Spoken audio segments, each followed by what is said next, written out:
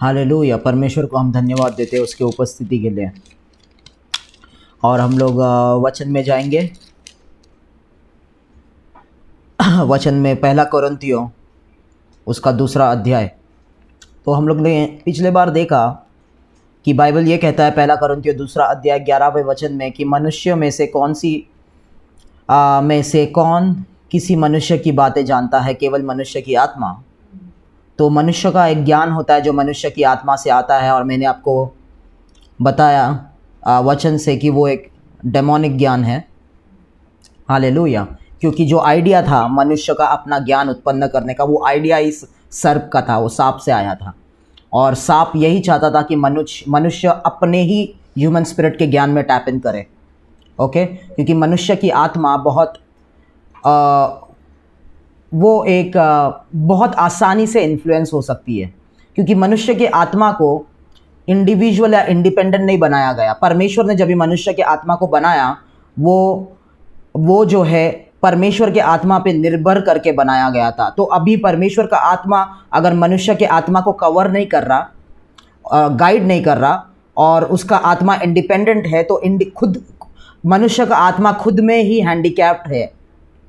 Okay, hallelujah. तो दूसरे आत्माएं उस मनुष्य के आत्मा जो नंगा है उसको बहुत आसानी से इन्फ्लुएंस कर सकती है। हालेलुया। ओके, तो अभी उसमें नहीं जाएंगे, हम लोग जाएंगे पहला कोरिन्थियों उसका 2 अध्याय और 10वां वचन।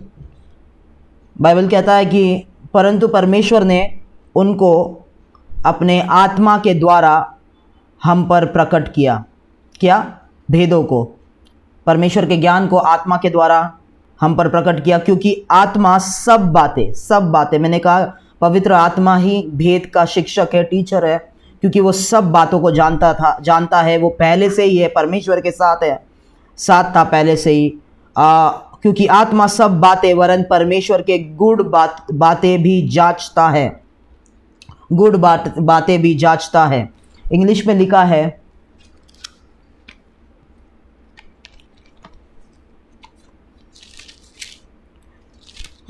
इंग्लिश में ये लिखा है कि for the spirit searches all things, yes the deep things of God. तो आत्मा सभी बातों को खोजता है। कौन सी बातें? जो परमेश्वर की गहरी बातें हैं उसको खोजता है। हालेलुया। जहाँ पर हमारा मन नहीं पहुँच सकता, जहाँ पर मनुष्य के आत्मा का ज्ञान उसको अनवेल नहीं कर सकता, पवित्र आत्मा उन बातों को सर्च करता है जो बहुत गहरी है, गुड है, और नीचे और गहराई में छुपी हुई है। उन बातों को सर्च करके वो हमारे मन के अंदर लेके आता है, हमारे आत्मा के अंदर लेके आता है। वो है भेद। ओके, यहाँ पे लिखा है ही searches all things, yes the deep things of God. तो यहाँ पर परमेश्वर की बात नहीं, परमेश्वर की बातें हैं। भेद में अलग अलग प्रकार के भाग आते हैं, जिसमें भेद या एक मिस्ट्री और परमेश्वर के ज्ञान को डिवाइड किया जाता है। ओके, तो उसको कहते हैं डीप थिंग्स ऑफ गॉड, परमेश्वर की गहरी बातें जो पवित्र आत्मा हमारे मन में लेके आता है। तो वो गहरी बातों को हम लोग देखेंगे। जो पहली परमेश्वर की बात है, या जो पहला भाग है भेद का, वो है परमेश्वर का मन, the mind of the Lord, परमेश्वर का मन। 2 कोरिन्थियों वही अध्याय, 2 कोरिन्थियों 2 अध्याय में 16वें वचन पढ़ते हैं हम लोग। 16वें वचन में लिखा है, क्योंकि प्रभु का मन किसने जाना है कि उसे सिखाए, परंतु हम में मसीह का मन है। यहां पर लिखा है क्योंकि प्रभु का मन किसने जाना है कि उसे सिखाए। प्रभु का मन कौन जानता है? परंतु हम में मसीह का मन है, वो भी प्रभु का मन है। ओके, तो परमेश्वर का एक मन होता है, परमेश्वर का एक माइंड होता है। परमेश्वर का मन का मतलब क्या? परमेश्वर का मन का मतलब, परमेश्वर पहले तो एक परिस्थिति को या एक अवस्था को परमेश्वर कैसा देखता है। हम लोग एक अवस्था को देखते हैं और हम लोग बोलते हैं अरे ये अवस्था खराब है, ये परिस्थिति ऐसी है। परंतु परमेश्वर जिस तरीके से, उसका पर्सपेक्टिव एक परिस्थिति के बारे में, उसका पर्सपेक्टिव एक इंसान के बारे में, उसका पर्सपेक्टिव एक कार्य के बारे में, परमेश्वर किस तरीके से उसको देखता है, परमेश्वर के मन में क्या है उस परिस्थिति के बारे में, वो व्यक्ति के बारे में परमेश्वर क्या सोचता है, परमेश्वर का मन में वो पहला बात आता है कि परमेश्वर का पर्सपेक्टिव, दूसरा परमेश्वर की युक्ति, परमेश्वर का काउंसिल, परमेश्वर उस परिस्थिति में किन बातों को यूज करके कैसे काम करना चाहता है, परमेश्वर का काउंसिल, परमेश्वर का रास्ता। अगर दो रास्ते हैं, तीन रास्ते हैं, परमेश्वर का कौन सा रास्ता है, परमेश्वर किस तरीके से हमको इस जगह से उस जगह तक लेके जाना चाहता है, परमेश्वर का कौन सा रास्ता है। आपको अमीर बनना है, आपको धनवान बनना है, कई सारे रास्ते हैं दुनिया में, परंतु परमेश्वर का रास्ता क्या है? क्या परमेश्वर का पहले तो पर्सपेक्टिव है आपको वैसे बनाना? परमेश्वर का मन के अंदर वो सब आता है। हालेलुया। आपको बड़ा मिनिस्ट्री करना है, परमेश्वर का रास्ता क्या है? आप बोलेंगे हाँ मुझे ऐसा करना है, चर्च खोलना है, इधर रह के करना है, उधर करके करना है, उधर प्रचार करना है, यहां पे जाना है, वगैरह वगैरह, परंतु परमेश्वर के मन में ही उसका बनाया हुआ रास्ता है। परमेश्वर के मन में कौन सा रास्ता है? क्या परमेश्वर आपको वो बनाना चाहता है? ओके, परमेश्वर का मन। फिर परमेश्वर किस तरीके से, हालेलुया, परमेश्वर का ज्ञान, परमेश्वर किस ज्ञान के तरीके से एक प्रॉब्लम का सॉल्यूशन लेके आ सकता है। ओके, ये सब चीजें, the mind of the lord is the council of the lord, the ways of the lord, the way how God will address a matter, understanding a matter by the perspective of God's wisdom and having the knowledge to offer solutions to it. Okay, ये सब चीजें परमेश्वर का मन में आता है, परमेश्वर के मन में आता है। ओके, यशाया का किताब, अभी ये जो परमेश्वर का मन था वो यीशु कैरी करता था, mind of the lord Yeshu carry करता था, जो कि है यशाया का किताब उसका 11वें अध्याय में। ओके, हम लोग जाएंगे यशाया का किताब उसका 11वें अध्याय में और दूसरा वचन पढ़े, वो वचन आइज़ाया 11 वर्स 2, दूसरा वचन सिर्फ। यहोवा का आत्मा बुद्धि और समझ का आत्मा, युक्ति और पराक्रम का आत्मा और ज्ञान और यहोवा के भय का आत्मा उस पर ठहरा रहेगा। आमेन, आमेन, हालेलुया। तो यहाँ पर यीशु के ऊपर जो आत्मा है वो कौन सा आत्मा है? वो यहोवा का आत्मा है। उस आत्मा के कैरेक्टरिस्टिक्स क्या है? पहले तो क्या? बुद्धि और समझ का आत्मा, विजडम एंड अंडरस्टैंडिंग, युक्ति और पराक्रम का आत्मा, काउंसिल और एंड माइट, और ज्ञान और यहोवा के भय का आत्मा, knowledge end of the fear of the Lord, भय का आत्मा उस पर ठहरा रहेगा। ओके, तो परमेश्वर का मन इन 3 स्पिरिट से कॉन्स्टिट्यूट होता है। पहला स्पिरिट क्या है? पहला आत्मा क्या है? बुद्धि और समझ का आत्मा। बुद्धि और समझ का आत्मा जो है, विजडम और अंडरस्टैंडिंग, वो यहोवा की आंखें हैं। परमेश्वर एक परिस्थिति को किस तरीके से देख रहा है।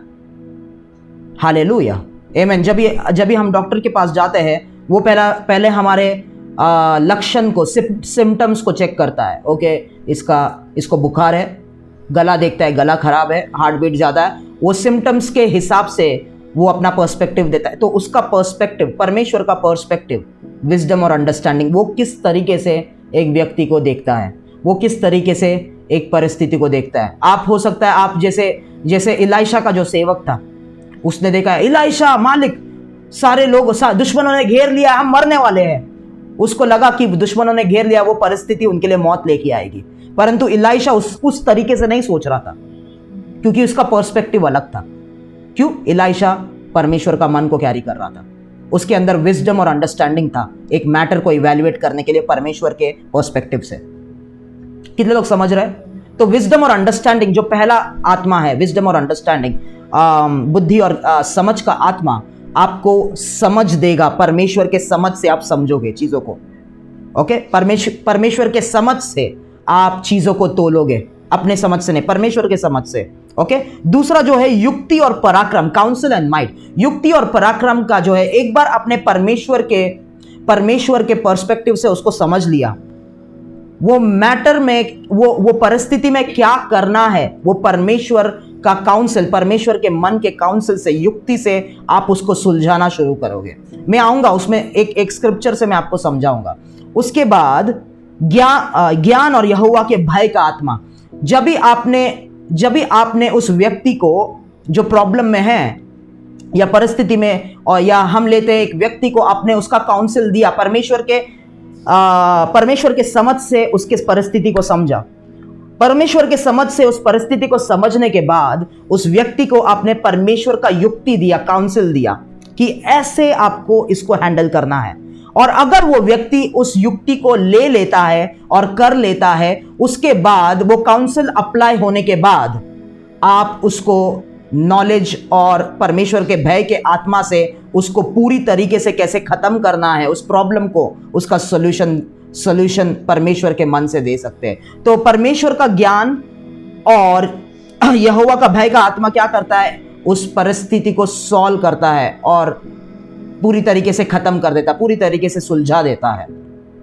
वो है mind of the Lord. Hallelujah, आमीन। जब ही मूसा को इज़राइल के लोगों को लेके जाना था, वहां पर दो रास्ते थे, एक था फिलिस्तियों का रास्ता और एक था लाल समुद्र का रास्ता, जो नामुमकिन था। हालेलुया। अगर आप एक एनालिस्ट को लाओगे जो एनालाइज करता है किस रास्ते से जाना चाहिए, उन लोग ज़रूर बोलेंगे कि ये फिलिस्तियों का रास्ता ठीक है, क्योंकि लाल समुद्र को इन लोग पार नहीं कर पाएंगे। परंतु परमेश्वर का मन लोगों के जैसे नई काउंसिल देता। परमेश्वर का मन था इन लोग लाल समुद्र के रास्ते से जाएंगे। वो परमेश्वर का मन था, वो परमेश्वर का काउंसिल था, किस रास्ते से उनको बाहर जाना है। कितने लोग समझ रहे हैं? Okay, hallelujah. ओके, एक वचन में हम लोग जाएंगे, दूसरा राजा। परमेश्वर के मन को समझने के लिए एक वचन में हमको जाना है, और ये 3 स्पिरिट्स जो है परमेश्वर के मन को जो दर्शाता है, उसको समझने के लिए एक वचन में हम लोग जाएंगे, जो कि है दूसरा राजा उसका 4था अध्याय, दूसरा राजा उसका 4था अध्याय, पहले वचन से पढ़े आगे।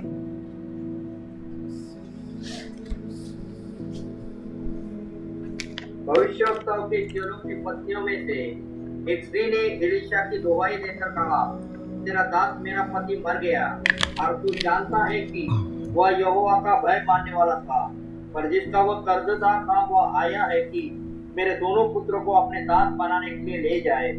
एलीशा ने उससे पूछा, मैं तेरे लिए क्या करूं?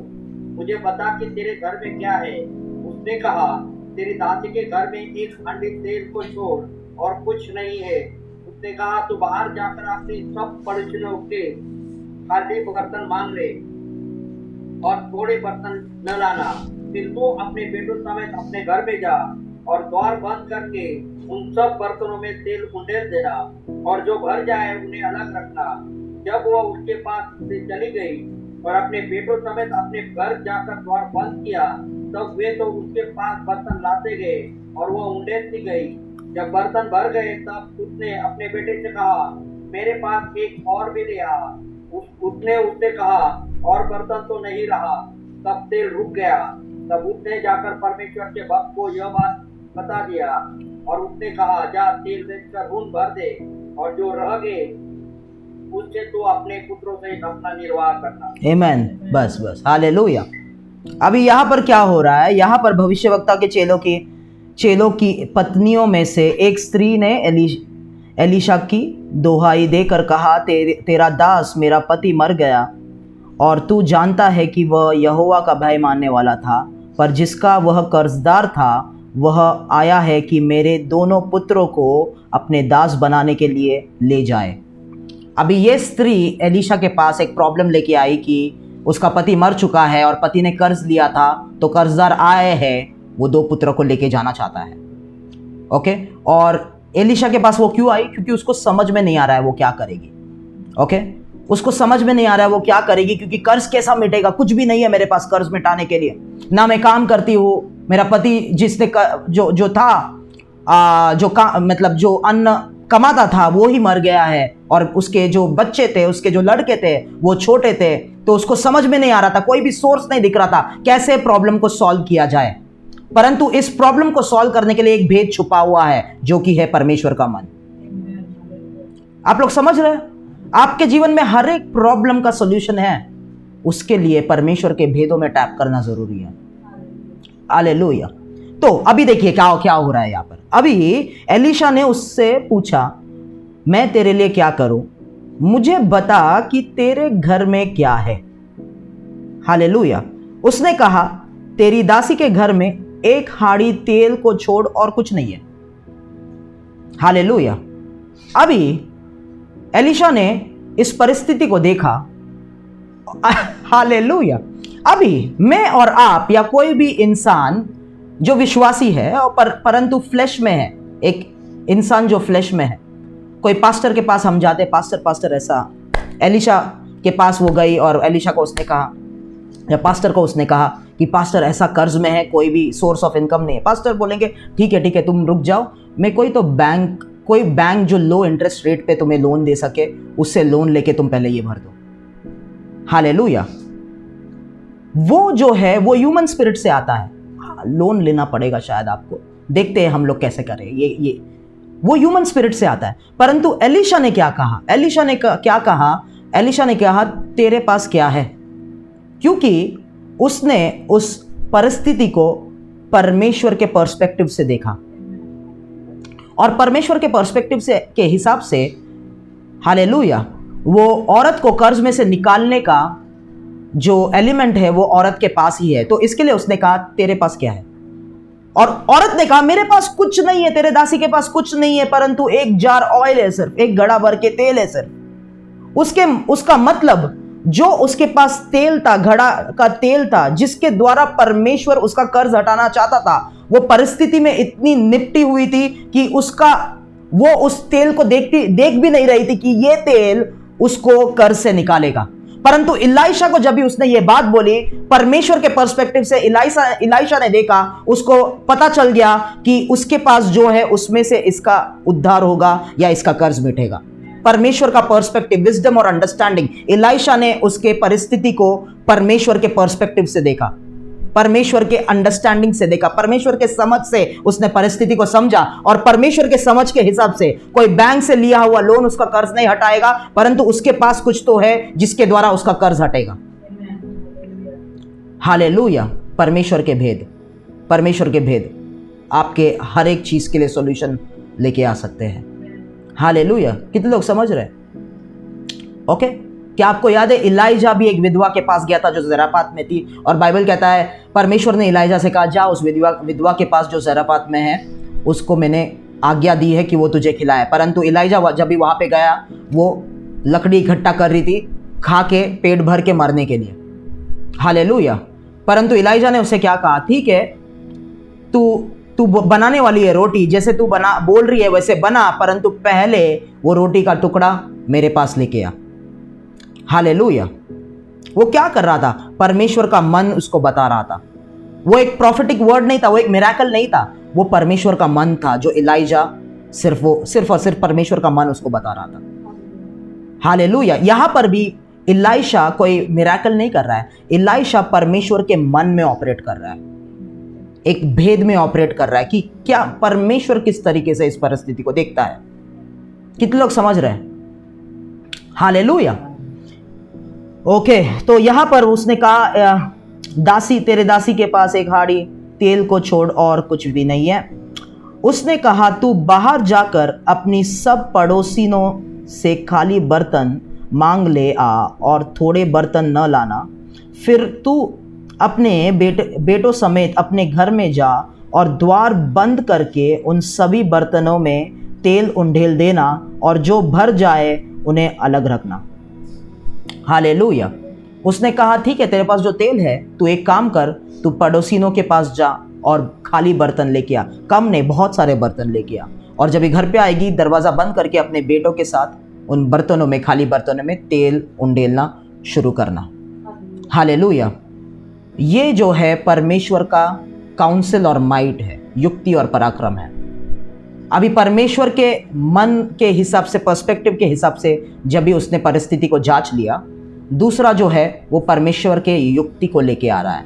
अभी जो तेल है वो तेल के साथ क्या करे? उसने कहा तेल के साथ ये करो, खाली बर्तन लेके आओ, तेल को उसमें उंडेलना शुरू करो। ये क्या है? परमेश्वर का काउंसिल, परमेश्वर की युक्ति।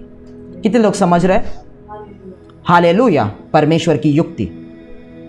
तो उसने वैसे ही किया।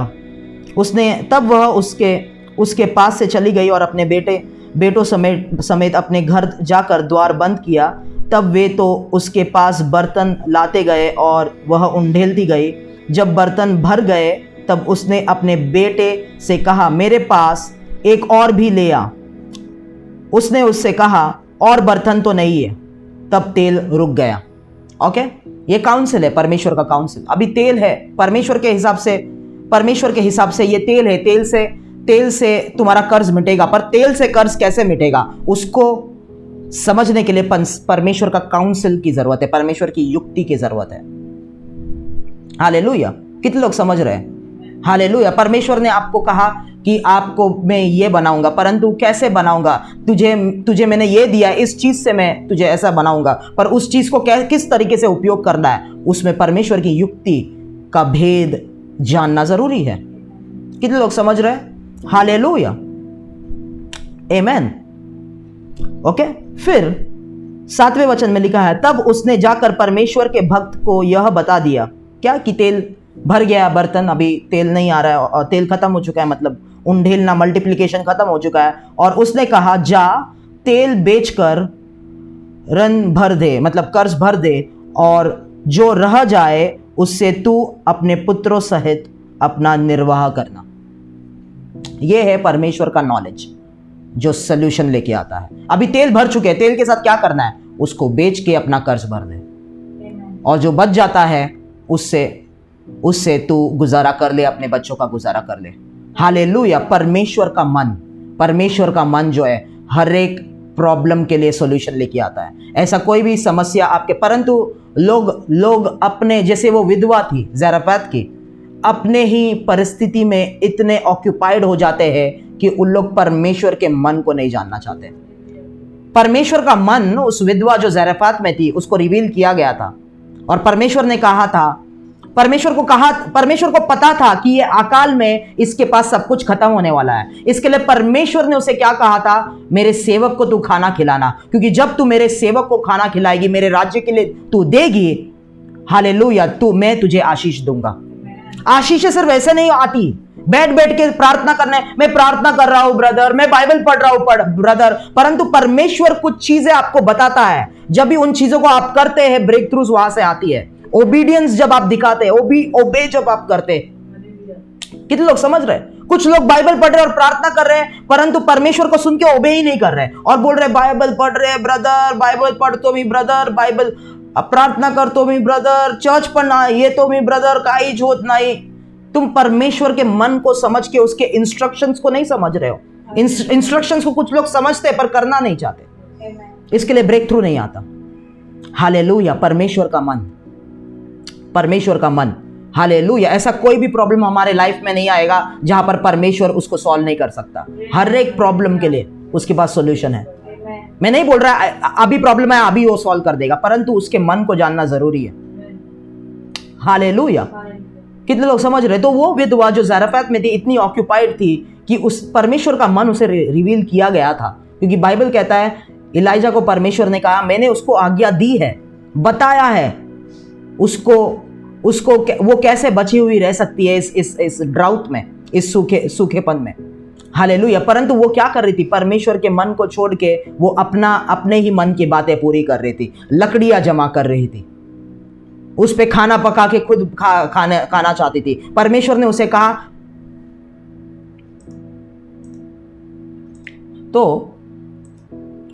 वो खुद के ही थॉट्स में, खुद के ही विचारों में वो विधवा औरत ऑक्यूपाइड थी, और वो लकड़ियां जमा करके वो खुद ही खाना खा के वो खुद मरना चाहती थी वगैरह वगैरह। परंतु इलाइजा ने कहा उसको, पहले ठीक है तू खाना बना, परंतु पहले मेरे लिए तू एक ब्रेड लेके आ उस आटे से, और फिर जब भी तो वो करेगी, तेरे घर का आटा और तेरे कुप्पी का तेल बारिश आने तक ख़त्म नहीं होगा। और जब भी उसने वो किया वैसे ही हुआ। क्यों? क्योंकि उसने परमेश्वर के युक्ति के हिसाब से किया। हालेलुया। परंतु बाइबल जब भी हम उसके बाद में पढ़ते हैं, बाइबल कहता है कि उसका जो वो बेटा था वो मरने वाला था। हालेलुया। और फिर से उसने प्रार्थना नहीं किया। वो इलाइजा परमेश्वर के सेवक को अनाप शनाप बोलने लगी कि क्या तूने मेरे घर पे क्यों आया है? तू इलाइजा, मेरे पापों को याद दिलाने, आप बाइबल में ये सब लिखा है, आप बाद में पढ़ सकते हैं। ओके, मेरे पापों को याद दिलाने तू मेरे घर पे आया था, क्यों ये सब किया? अभी इलाइजा के वजह से, ओके, परमेश्वर के सेवक के वजह से उसके घर में बरकत आई, वो लोग बच गए, वो नहीं देख रही है, परंतु ये गुस्सा हो गई इलाइजा के ऊपर। क्यों? उसका बेटा बीमार होकर मर गया, और वो दोष इलाइजा पे लगा रही है।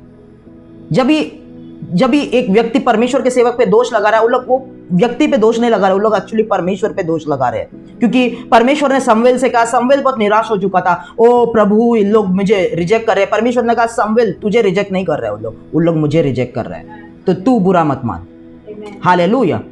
तो वहां पर उसने क्या कहा, मैं और मेरे बेटे मरेंगे।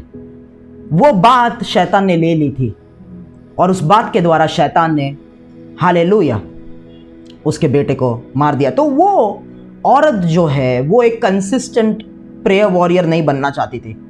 ओके, वो बार बार इसके ऊपर दोष लगाती थी, इसके ऊपर दोष लगाती थी। वो एक ब्लास्फेमी का स्पिरिट है।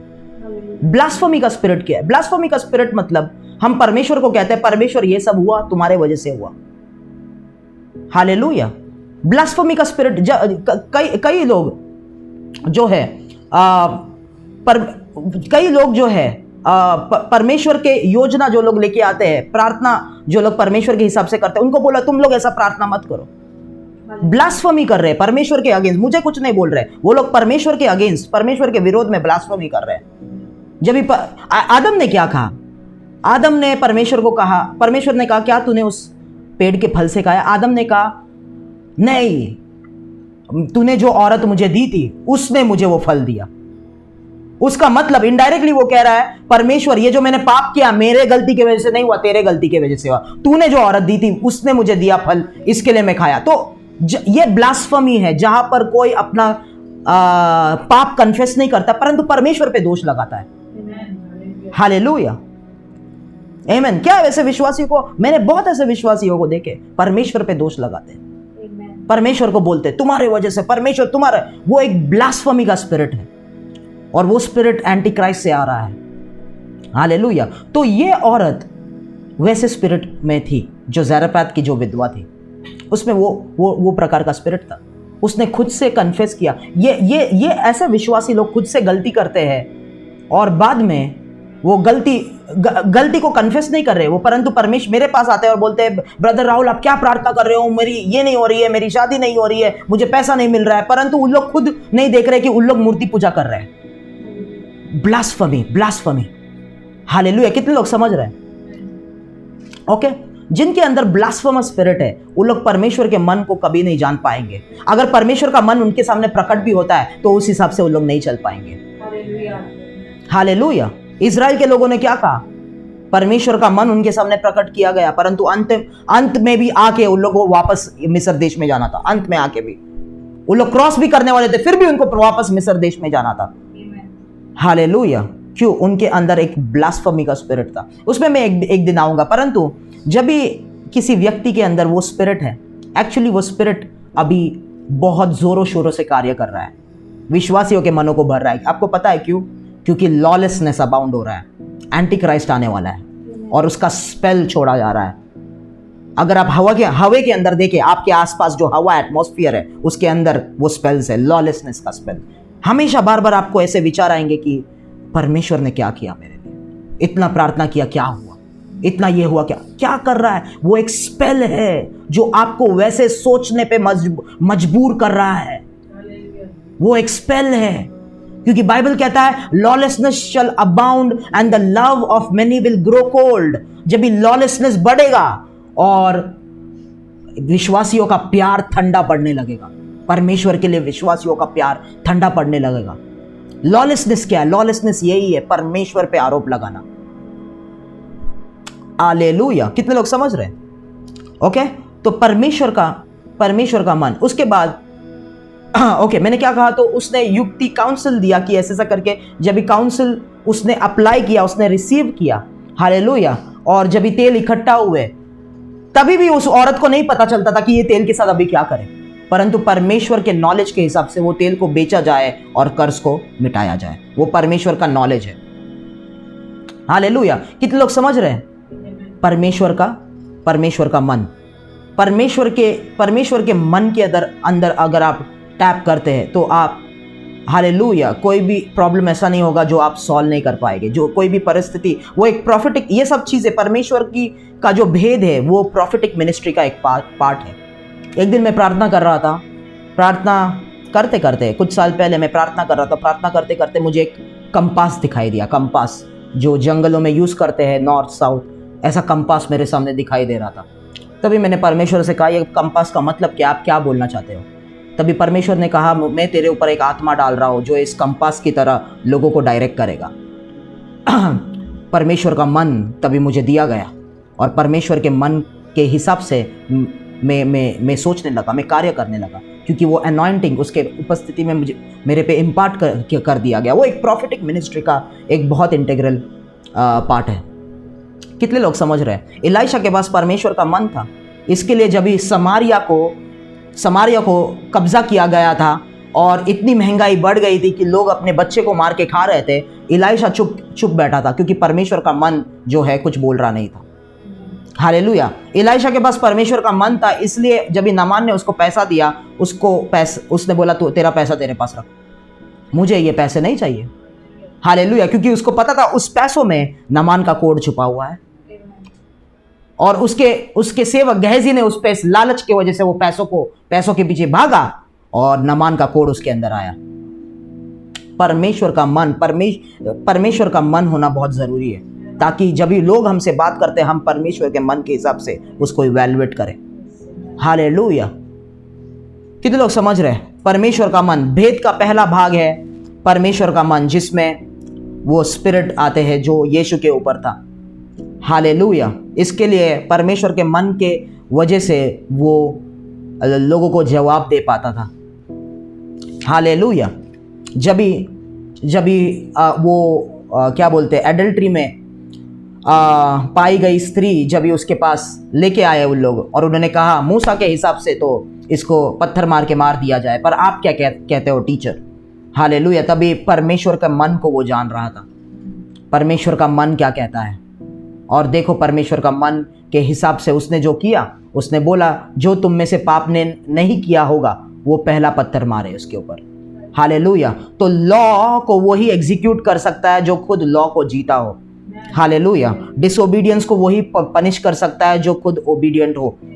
हालेलुया। परमेश्वर का मन वहां पर वो लेके आया। हालेलुया। ओके, उसमें वो सब चीजों में नहीं जाएंगे, परंतु ये पहली गहरी बात है। पहली गहरी बात जो है वो है परमेश्वर का मन। दूसरी गुड़ी हुई बात या दूसरी गहरी बात है परमेश्वर का हृदय। परमेश्वर का हृदय। क्या आपको पता है परमेश्वर एक पर्सनालिटी है? क्या आपको पता है परमेश्वर के पास भी फीलिंग्स है? परमेश्वर फील करता है। क्या आपको पता है परमेश्वर को भी बुरा लगता है? वो रोबोट नहीं है, वो आत्मा है, उसका मतलब वो रोबोट नहीं है, परंतु उसको बुरा लगता है, उसके मन को ठेस पहुंचता है, उसके हृदय को ठेस पहुंचता है। हालेलुया। क्योंकि वो एक पर्सनालिटी है, वो एक हृदय कैरी करता है, वो कुछ फीलिंग कैरी करता है। हालेलुया। परमेश्वर का हृदय, परमेश्वर का हृदय। बाइबल क्या कहता है? जब भी इंसान जो है के विचार निरंतर बुरे हो चुके थे नूह के समय में, परमेश्वर ने रिग्रेट किया कि मैंने इंसान को क्यों बनाया। हालेलुया। परमेश्वर को बुरा लगा उसके निर्माण के बारे में, उसके इंसान। जब भी सॉल जो है परमेश्वर की बातें नहीं सुन रहा था, परमेश्वर को हृदय में लगा मैंने सॉल को क्यों राजा बनाया, ये ऐसा क्यों मेरे साथ कर रहा है। परमेश्वर को बुरा लगता है। कितने लोग समझ रहे हैं? हालेलुया। परमेश्वर के वायदे कभी नहीं बदलते, परंतु परमेश्वर जिन लोगों को चुनता है उन वायदे को पूरा करने के लिए वो लोग बदलते हैं। इसके लिए परमेश्वर के योजना में डिलेज आते हैं मेरे प्रियो। हालेलुया। इसके लिए मैं आपसे यह कहना चाहता हूं, परमेश्वर का डेस्टिनेशन जो उसने वायदा है वो उसका डेस्टिनेशन है, वो नहीं बदलेगा। वहां वो परमेश्वर पूरा करेगा, परंतु जो रास्ता है उसमें बदलाव आ सकते हैं। जो लोगों को वो उपयोग करना चाहता है उसमें बदलाव आ सकते हैं, क्योंकि कई लोग परमेश्वर के हृदय को ठेस पहुंचाते हैं। परमेश्वर का हृदय। हालेलुया। जब भी आके एक परिस्थिति को देखते हो, एक इंसान को देखते हो, वो क्या कर रहा है, क्या आप उसके तरफ अपने खुद के हृदय से सोचते हो नहीं नहीं नहीं नहीं इसको मदद करना चाहिए, पर क्या आप परमेश्वर के हृदय उसके तरफ रखते हो? परमेश्वर का हृदय में परमेश्वर का बोझ है। हालेलुया। परमेश्वर का हृदय में परमेश्वर का क्या है? बोझ है, जो प्रोफेसी भी उसको कहते हैं, भविष्यवाणी उसको कहते हैं। हालेलुया। कितने लोग समझ रहे हैं? बाइबल में लिखा है, यशाया जब भी मोआब के बारे में, इजिप्ट के बारे में प्रोफेसी कर रहा था। वहां पे लिखा है, इंग्लिश में लिखा है the burden against Moab, the burden against Egypt. तो परमेश्वर को के हृदय में हर एक राज्य के लिए, भारत के लिए, पाकिस्तान के लिए, अमेरिका के लिए, कनाडा के लिए, वेस्ट इंडीज के लिए, चाइना के लिए, हर एक प्रांत के बारे में परमेश्वर के हृदय में एक उसका बोझ है कि ये इस भारत देश से मैं नाखुश हूं क्योंकि यहां की कलीसिया ऐसी है। उसका एक बोझ है, उस बोझ में टैप करना, हालेलुया, वो भेद का पाठ है कि परमेश्वर क्या बोझ है इस भारत देश के लिए, परमेश्वर का इस कलीसिया के लिए क्या बोझ है, परमेश्वर के हृदय में क्या फीलिंग्स है, परमेश्वर इनके बारे में क्या सोचता है। ओके, परमेश्वर का हृदय, परमेश्वर का बोझ को कैरी करना। हालेलुया, आमेन। मैंने अपने जीवन में देखा कि परमेश्वर का जो हीलिंग अनॉइंटिंग है तभी मेरे से ऑपरेट करता है जब परमेश्वर के बोझ से मैं कंपैशनेट होता हूं। जब भी मैंने देखा, कभी कभी कुछ लोग को मैं जब भी देखता हूं, कुछ लोगों को मैं जब भी देखता हूं, मेरा हृदय बहुत भारी हो जाता है और मुझे रोना आता है उनकी बीमारी को देख के, उनकी अवस्था को देख के। हालेलुया। एक बार हम लोग वो गांव में गए थे, पास्टर प्रमोद भी थे, तो एक औरत को जब भी उन्होंने व्हील चेयर पे लाया, उस औरत को मैंने देखा तो औरत को देख के मेरा हृदय भारी हो गया, मुझे रोना आ गया। और जब भी मेरा हृदय परमेश्वर के बोझ से भारी होता है तभी हीलिंग अनॉइंटिंग मेरे से फ्लो होना शुरू हो जाता है। हालेलुया। एक बार मैं उपवास प्रार्थना में था और मैं खिड़की से प्रार्थना करते करते ऐसे देख रहा था और मैंने देखा एक औरत जो है भाजी का ठेला लेके जा रही है, आगे नीचे रास्ते पे भाजी का ठेला लेके वो जा रही है। जैसे ही मैंने उसको देखा, ऊपर से मैं देख रहा था, वो नीचे जा रही थी भाजी का ठेला लेके, होटल रूम से मैं खिड़की से देख रहा था, और जब ही मैंने उसको देखा मेरा हृदय बोझ से भर गया और मुझे जैसे कि उसके लिए रोना आने लगा। तभी मैं समझने लगा, जब कभी भी मेरा हृदय परमेश्वर के बोझ से भर जाता है, एक परमेश्वर का हीलिंग अनॉइंटिंग जो है मेरे से कार्य करना शुरू होता है। हालेलुया। जब भी हम पवित्र आत्मा में ऑपरेट करते हैं, गिफ्ट्स में ऑपरेट करते हैं, कुछ चीज़ें होते हैं जिसके द्वारा हीलिंग अनॉइंटिंग का भी ऑपरेट होता है, जिसके द्वारा डिलीवरेंस का अनॉइंटिंग ऑपरेट। तभी मुझे ये पता चला ये बात। बाइबल कहता है कि पौलुस एथेंस में गया, वहां पर एथेंस में वो रुका हुआ था, वो प्रचार नहीं कर रहा था, कुछ लोगों के लिए वो रुका हुआ था। परंतु जब भी एथेंस में उसने मूर्तियों को देखा, पौलुस कंपेल हो गया स्पिरिट के अंदर। क्या करने के लिए? उनको यीशु के बारे में बोलने के लिए। उसने प्लान नहीं किया था, परंतु परमेश्वर का बोझ उसके हृदय में आया उस जगह के लिए। परमेश्वर का बोझ क्या आपके हृदय में कभी आया है? परमेश्वर का बोझ एक चीज के लिए, फ्लैश के द्वारा नहीं होता, आत्मा के द्वारा वो बोझ आता है। आपने प्लान भी नहीं किया था वहां पे कुछ करने के लिए, परंतु परमेश्वर का बोझ आ जाता है आपको। किसी व्यक्ति को आप देखते हो या किसी व्यक्ति के साथ आप बात करते हो, परमेश्वर का एक बोझ आता है आपको कुछ बोलने के लिए। वो परमेश्वर का बर्डन है, वो परमेश्वर का बर्डन है। जरूरी नहीं है कि आप उसको अच्छी बातें करें, परंतु कभी कभी परमेश्वर का बोझ आता है, वो बोलता है इसको रिब्यूक करो। हम लोग ऊटी में गए थे वेकेशन के लिए, ऊटी में गए थे वेकेशन के लिए। तो ऊटी में मैं एक कैफे में बैठा था, तो एक कैफे में हम लोग बैठे थे, हमारे सामने एक कपल बैठा था और कपल के साथ एक लड़का बैठा था, और हम लोग जब भी खाना खा रहे थे, परमेश्वर का बोझ उस लड़के को देख के मेरे हृदय में आया कि लड़के को यीशु के बारे में बताना है। और मैं सोच रहा हूँ कैसे बताओ, ये कैफे है, वहां पे उठ के बताओ, परंतु वो बोझ बढ़ते गया, वो बोझ बढ़ते गया कि उसको बताना है, उसको बताना है। तभी खाना हमारा एक ही समय पे, कॉफी वगैरह जो भी पी रहे थे, खा रहे थे, वो कंप्लीट हुआ और वो लोग उठ के बाहर गए। तो मैं पीछे, मैंने परिवार को बोला तुम लोग आगे जाओ, मैं आता हूँ। और वो लड़का रास्ता क्रॉस करके उस साइड गया कोई तो दुकान में, तो मैं दुकान के बाहर सीढ़ियों के पास खड़ा रहा, उसके लिए वेट करता रहा। जब वो बाहर आया तभी मैंने उसको रुकाया और मैंने बोला मुझे तुमसे कुछ बात करना है, क्योंकि उन लोग टेबल पे बैठ के परमेश्वर, गॉड के बारे में बात कर रहे थे, गॉड कौन है, ऐसा है वैसा है।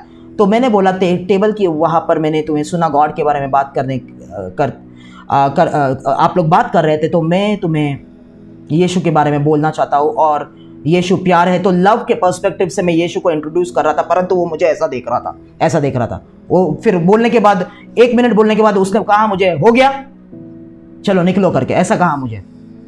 मैं उससे वहां से निकला। तभी मैं परमेश्वर को पूछ रहा था, ये लड़का तो इतना गुस्से में आ रहा है यीशु के बारे में सुनने के बाद, और वो रिजेक्ट कर रहा है। तो परमेश्वर ने कहा कुछ लोगों को मैं लास्ट चांस देना चाहता हूँ, उनके साथ कुछ करने से पहले उनको और एक चांस देना चाहता। परमेश्वर का बोझ लोगों के लिए। हालेलुया। कितने लोग समझ रहे हैं? हो सकता है वो व्यक्ति को शैतान निकालने वाला है, उससे पहले वो आपको बोझ दे। कितने लोग समझ रहे हैं? परमेश्वर का बोझ। रेनार्ड बॉन्के के साथ भी ऐसा ही हुआ।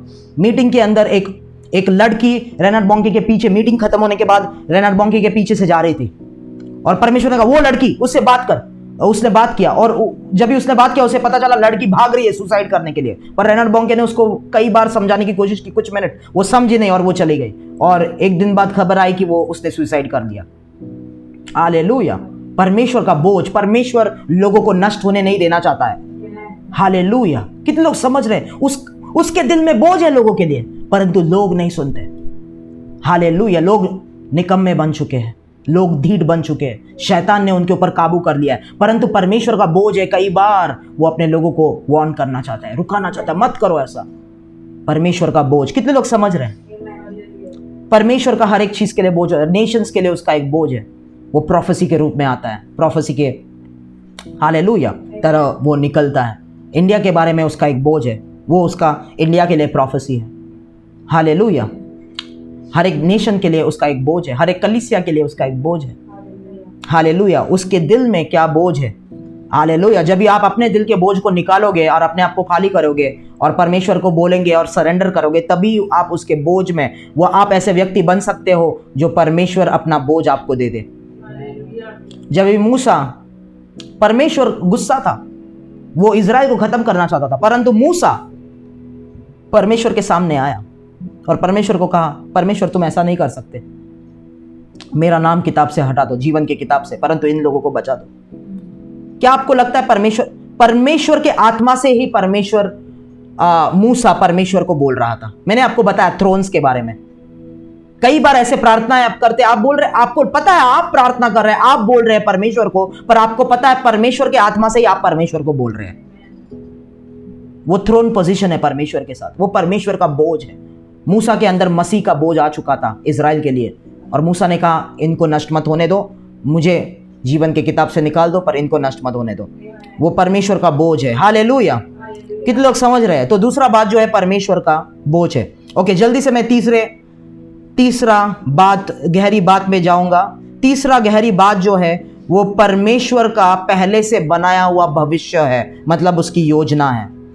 हालेलुया। क्या आपको पता है परमेश्वर ने हमें प्रीडिस्टाइन किया है, पहले से ही हमारे जीवन को प्लान किया है, पहले से ही हर एक चीज को प्लान किया है। हालेलुया।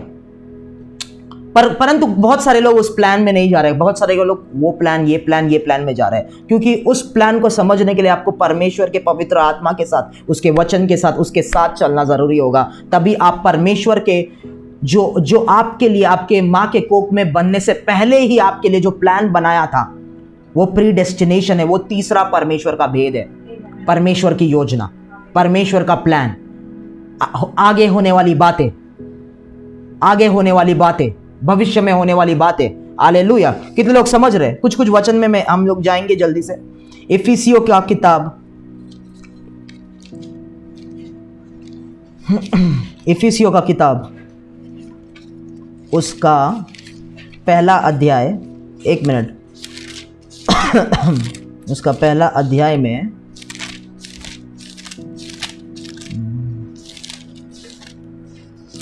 और पहला अध्याय में मैं पढ़ता हूँ, यहाँ पर 4 वचन से पढ़ता हूँ। जैसे उसने हमें जगत की उत्पत्ति से पहले उसमें चुन लिया कि हम उसके निकट प्रेम में पवित्र और निर्दोष हो। हमारा डेस्टिनेशन क्या है? जगत के पहले से उसने चुन लिया क्या बनने के लिए? कि हम उसके सामने पवित्र और निर्दोष हो। यह हमारा प्री डेस्टिनेशन है कि हम पवित्र और निर्दोष उसके सामने ठहरे रहे। हालेलुया। हमारा कॉलिंग पवित्रता में है, हमारा होली एंड ब्लेमलेस। मैंने आपको ब्लेमलेस का मतलब समझाया कि शैतान के पास कुछ ना रहे हमारे खिलाफ बोलने के लिए। ब्लेमलेस, और अपनी इच्छा के भले अभिप्राय के अनुसार हमें अपने लिए पहले से ठहराया कि यीशु मसीह के द्वारा हम उसके लेपालक पुत्र हो, फर्स्ट बॉर्न हो, कि उसके उस अनुग्रह की महिमा की स्तुति हो जिसे उसने हमें उस प्रिय में सेंतमेंट दिया। हालेलुया। ओके, उसमें हम लोग नहीं जाएंगे, हमारे पास समय नहीं है, परंतु वहाँ पर प्रीडेस्टिनेशन के बारे में लिखा है। परमेश्वर ने पहले से हमें यीशु के साथ हेवनली प्लेसेस में बिठाया है, हमें पवित्र और निर्दोष ठहराने के लिए हमें बुलाया है, एडॉप्ट किया है और एक इनहेरिटेंस दिया है, जायदाद दिया है। वो जायदाद क्या है मैं किसी और दिन बताऊंगा।